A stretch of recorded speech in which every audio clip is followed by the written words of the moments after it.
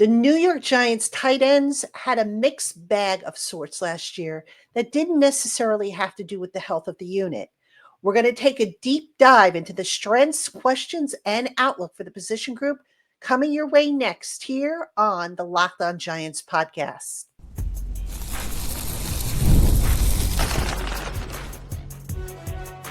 You are Locked On Giants, your daily New York Giants podcast. Part of the Locked On Podcast Network, your team every day. Hello, New York Giant fans, and welcome to another edition of the Locked On Giants podcast, part of the Locked On Podcast family, your team every day. I'm your host, Patricia Traina, credential member of the New York Giants media for Locked On, as well as for New York Giants on SI, which is where you find all of our written work. And as always, we welcome on in our Blue Crew community members, our everydayers, our newcomers, and everybody in between. And thank you for spending part of your day with us here on the Locked On Giants podcast. Today's episode of Locked On Giants is brought to you by Game Time. Download the Game Time app, create an account, and use the promo code LOCKEDONNFL to get $20 off your first purchase. All right, Giant fans, today we're going to continue our look at the New York Giants' various position groups. So we've been doing one per day. We started with quarterbacks earlier in the week. We did running backs yesterday. Today we are going to do tight ends. So we're going to take a look at where the group was strong, where it didn't quite deliver.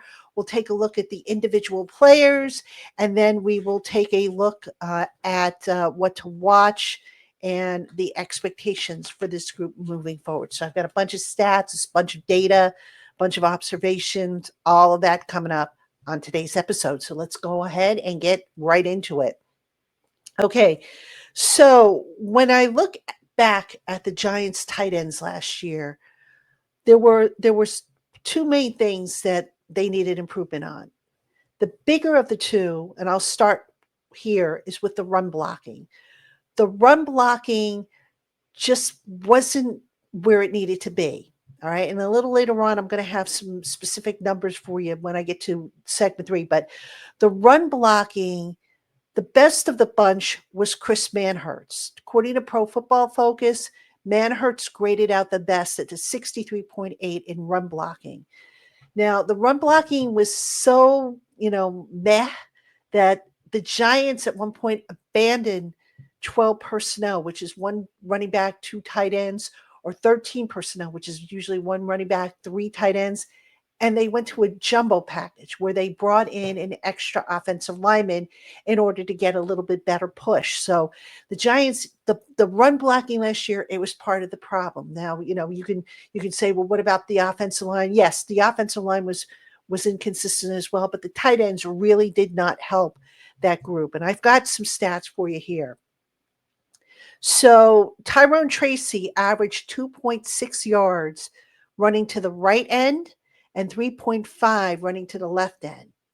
Typically, if you're running outside and you've got the tight end and the tackle working to block and clear paths for you, it should be a little higher. All right. Now, Devin Singletary, he had a little bit better luck running to the right end. He averaged 8.8 yards per carry. But the left end, remember, Andrew Thomas went down with an injury week 5 of last season.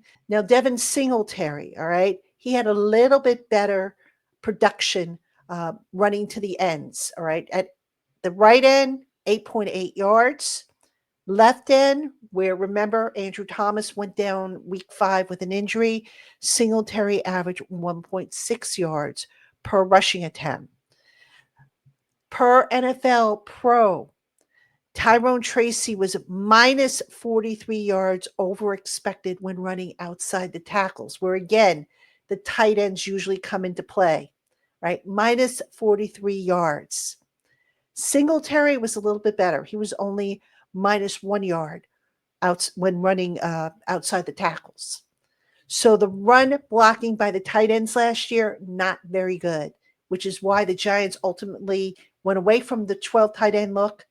And also, let's not forget that Theo Johnson was injured. That didn't help things.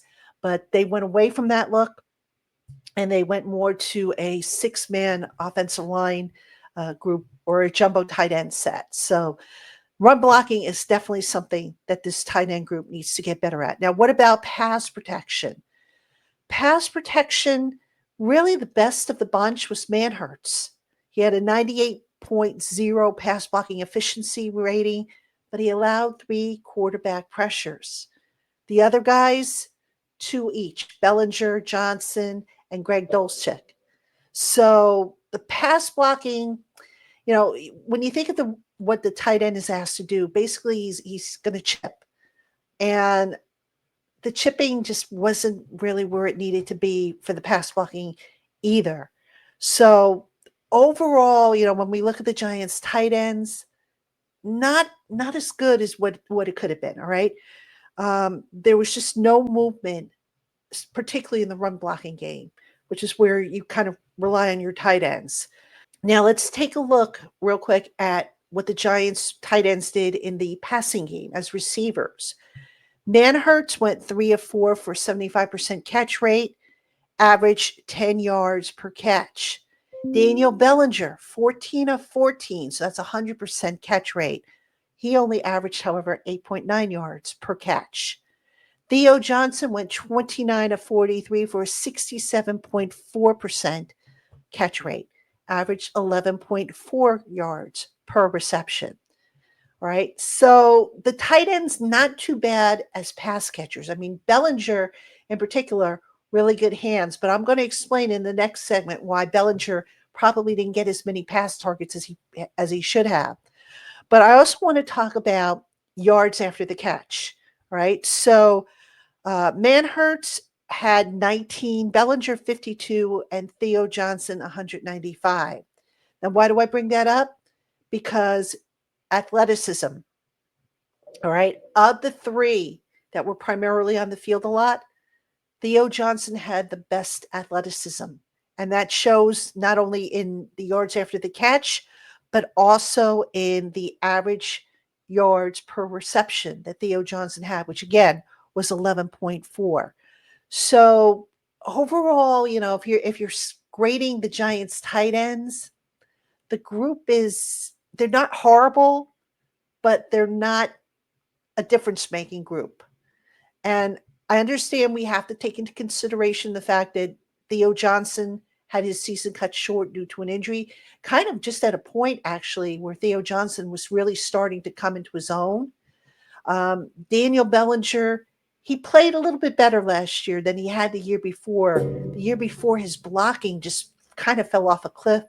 That kind of, I think, resulted in him getting fewer opportunities. But as a pass catcher, he was reliable. It's just, again, not as athletic as Theo Johnson, to where, Daniel Bellinger could shake a defender at the second level or run up the seam and get away from a defender. So that was a problem for him. And Chris Manhurts, he got some pass targets thrown his way, but really, his forte is as a blocker. That's what he was brought in for. That's why he was brought back. He's a very good blocker, probably the best blocking tight end the Giants had last year. Now, this year, they've added some guys. We'll talk about them in the next segment. But overall, the Giants tight ends group, they're not going to be big or predominantly featured in the passing game because of the receivers. But you'd like to have them available where if you want to mix things up a little bit, if you get a mismatch, you want to have them available to contribute. But overall, like I said, the big role for the tight ends, the blocking, particularly on the run, just not where it needed to be. So that's something that the tight end group as a collective needs to really improve as we get into the summer training camp and then the preseason and then, of course, the regular season. All right, coming up next, I'm going to break down each player for you. I'm going to talk about his strengths, weaknesses, what he needs to work on. That's coming up right after this. This episode is brought to you by Rougiette. I know that you've probably heard of Viagra and Cialis, maybe even tried them, but if you're looking for something that goes beyond the usual pill, then it's time to meet Rougiette Ready. Their 3-in-1 formula dissolves under your tongue, kicks in fast, on average in about 15 minutes, while some of those usual pills can take up to hours, and the effects can last up to 36 hours, so you can always stay confident in control when the moment is right. And it's all completely online. You can read real customer reviews on their website, and over 150,000 men have already made the switch. Just head over to Rougiette.com/LockedOnNFL and use code LockedOnNFL to get 15% off today. That's RUGIET.com/LockedOnNFL and use promo code LockedOnNFL for 15% off. Individual results may vary with prescription treatment. Compounded drugs are permitted to be prescribed under federal law but are not FDA approved and do not undergo FDA safety, effectiveness, and manufacturing review. Please visit the Rougiette website for full safety information.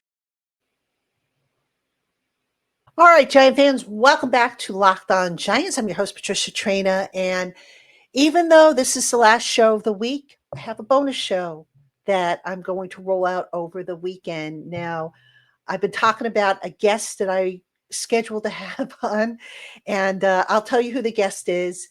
Some of you might know who he is because he jumps in on different conversations on X, formerly known as Twitter. Really nice guy, a Giant fan. He's in the entertainment business. He's Constantine Morales. And if you recognize that name, he used to be on American Idol some 20 years ago, the year that Carrie Underwood, who does the Sunday Night Football theme, won the contest. So Constantine and I we were just kind of sitting around having a conversation about the Giants, what we like, what we didn't like, telling some stories. I told a few stories going back to the day. So that's going to be your bonus episode. That'll come out this weekend once I get it all edited and cut up for you. And I hope you enjoy that. I know I enjoyed the conversation with Constantine. I hope you will enjoy it as well. But for today, we are focusing on the Giants position preview. And of course, we are working on the tight ends today. So in this segment, I'm going to talk about the specific players, not all of them, but the key guys that we need to know about. So I'm going to kick things off with Theo Johnson, who, for all intents and purposes, is tight end one. All right. Theo Johnson started off slowly last year, but he eventually saw his routes extended starting around week 5. That's when he started to kind of, come into his own. Now, what was interesting about Theo Johnson, last year the coaches threw a lot at him, probably more than they originally planned. And the reason for that is because if you remember last year, Darren Waller was basically leaving the Giants wondering if he was going to retire or was he going to continue to play. And I think the hope, even though I think the Giants knew that Waller was going to call it a career, but I think they were kind of hoping that Waller would stick around and mentor Theo Johnson, maybe take some of the onus off of Theo Johnson so that they didn't have to throw as much at him. That, of course, didn't happen. So Theo Johnson had to get thrown into the deep end of the pool without a life preserver and sink or swim. And the kid did his best and he ended up swimming, which was nice to see. All right. So what do we like about Theo Johnson? Good burst of speed, good hands for sure. This is a guy with a wide catch radius, 33-inch arms, 10.25, 10 and a quarter hands. So you get a ball within his zip code, he's going to come down with it. He is athletic. I mentioned, yards after the catch. Theo Johnson had the most yards after the catch. That didn't have, that was obviously part of that was due to the fact that he got the most pass targets, but the kid can just move. I mean, for a man his size, he moved very, very well. He worked the middle of the field well too. So, he just basically became a weapon up the seam. Didn't see a whole lot of that initially, but I think we're going to see a lot more of it this coming year because Theo Johnson, he can shake a defender. He can pick up yards after the catch. And I think he's going to be the primary pass catcher from amongst the tight ends.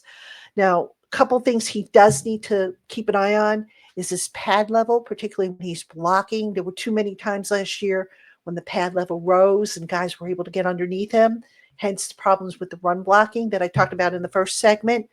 He needs to use his hands a little bit better to control his man. All right. Too often we saw defenders shaking off his block. So that needs to obviously be improved. But again, Theo Johnson, a lot to like about him. He's healthy. That foot ailment that he had that ended his season early, he's healthy. He was out there for the spring. No reason to think he won't be available for the summer. Really, really high on him. Not just me, but I know the coaches are high on Theo Johnson in this offense. All right, let's talk about Daniel Bellinger. Now, a lot of people say to me, hey, if Daniel Bellinger is catching all these passes, why aren't they throwing to him more? And the answer, again, going back to the stats I quoted in the first segment, Bellinger's not as athletic as Theo Johnson. So therefore, he is not going to pick up a lot of yards after the catch. You're not going to see a lot of big chunk plays with Daniel Bellinger. All right.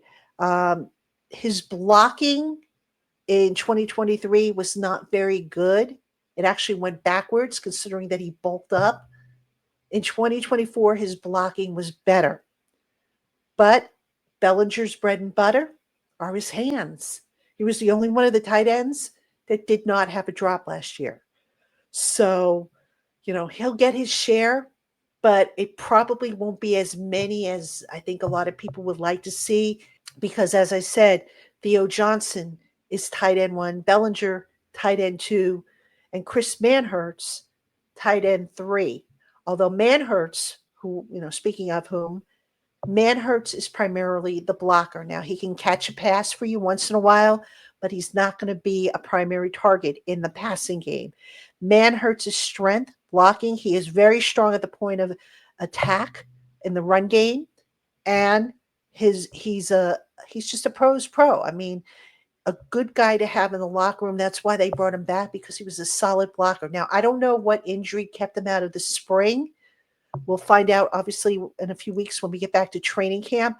But Manhertz, that's a situation, I guess, to keep an eye on. Is he going to be ready for whatever it is, he was dealing with? The good news was that Manhertz was out during the practices, working on the side with the trainer. If he was that bad off, I don't think he would have been out there when the team was practicing. So I kind of have reason to believe that he's going to be okay and be able to do his things.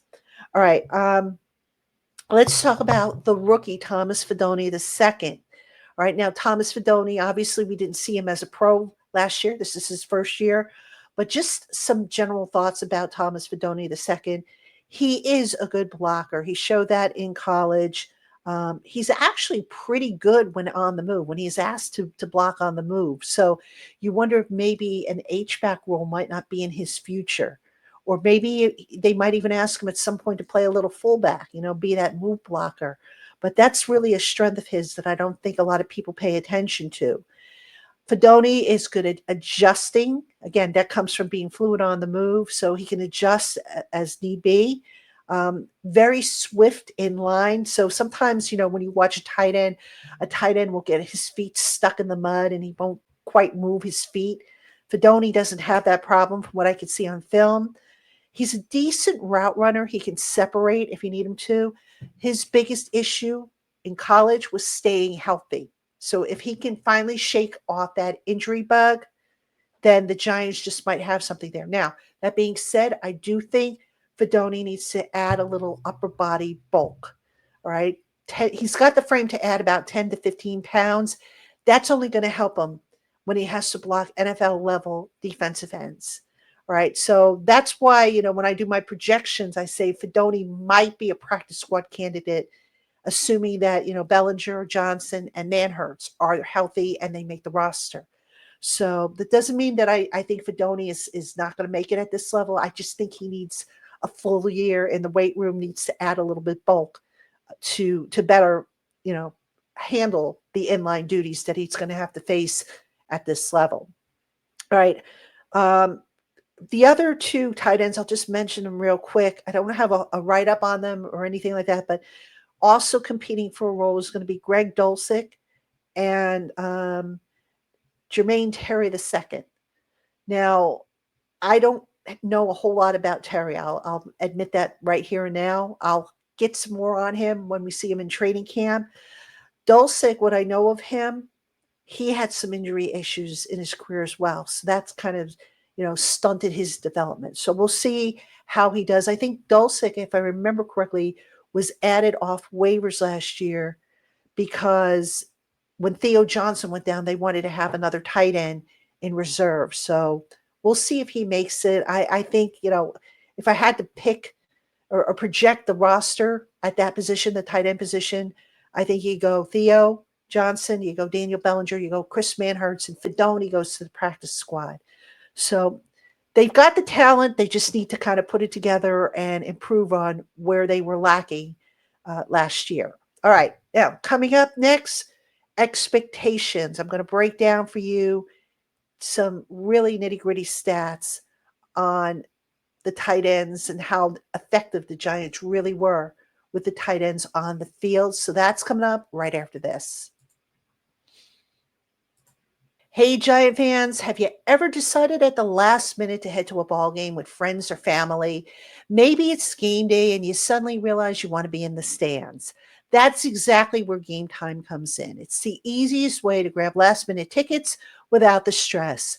With the money you save on tickets, you can splurge on food, drinks, merch, or even invite a bigger group to come with you. Game Time makes it all possible. Game Time makes buying tickets fast and simple. Prices on the app actually drop the closer you get to the first pitch, and they've got incredible last minute deals, clear seat views, and a lowest price guarantee that takes the worry out of buying. So take the guesswork out of buying tickets with Game Time. Download the Game Time app, create an account, and use the promo code LOCKEDONNFL to get $20 off your first purchase. Terms apply. Again, create an account and use our promo code LOCKEDONNFL to get $20 off your first purchase. Game Time, last minute tickets, lowest prices, guaranteed. All right, Giant fans, welcome back to Locked On Giants. I'm your host, Patricia Traina. We are talking Giants tight ends, right? We're running down the pros, the cons, the changes, what to watch, all that good stuff. And in this segment, we're going to take a look at expectations and kind of give you a little bit more of a history of how this group performed and why it's so important that these things that I've been mentioning on this program so far are addressed. All right. So I went to Sports Info Solutions for this data. And I wanted to see what the Giants' success rate was when they used 12 personnel, 13 personnel, and of course, 12 personnel again, one running back, two tight ends, 13 personnel, one running back, three tight ends. So here's what we found from last year. Last year, the Giants used 12 personnel 18% of the time, had a 40% success rate, which was 27th in the NFL. Now, that is run and pass, all right, just to break that down. Now, I'm going to break it down according to the run game and the passing game.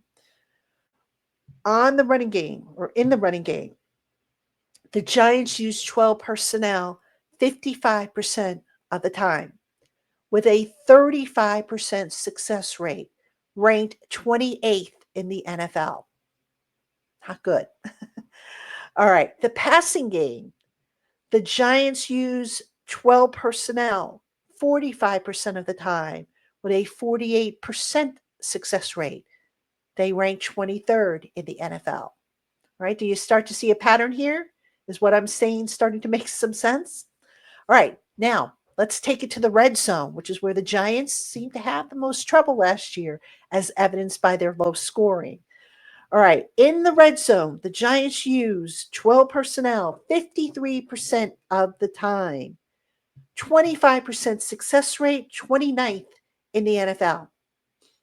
If you're not scoring in the red zone, folks, I don't have to tell you, you're not going to win very many games. And the Giants just didn't last year. They left a lot of points on the table. They had to settle for a lot of field goals when they should have had touchdowns. All right, the passing game within the red zone. The Giants used 12 personnel 47% of the time.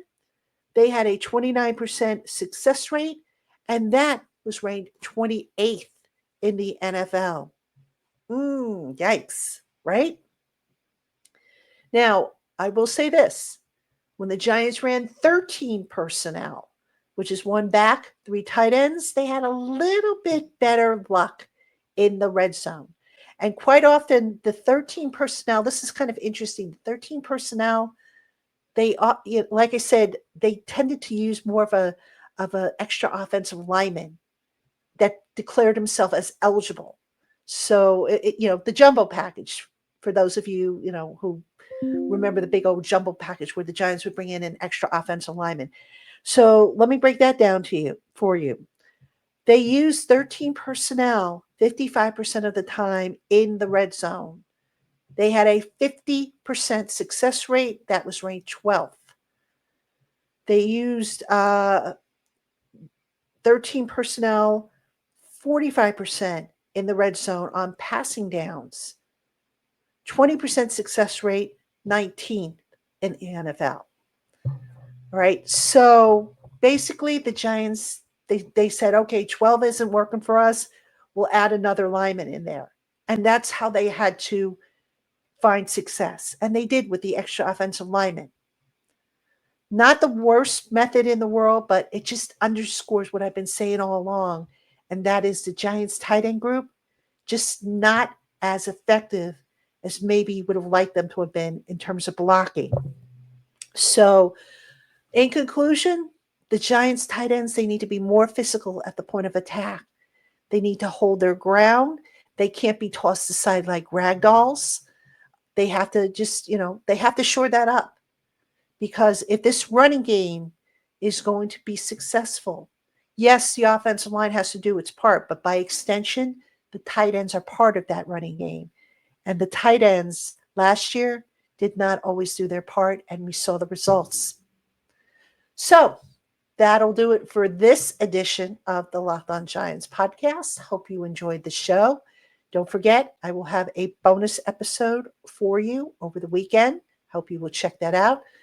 And then on Monday, I will be back with a new breakdown of a Giants position group. I haven't decided if I'm going to do receivers yet or if I'm going to do offensive line, but I'm going down the list. I'm going to get to all of them, I promise you.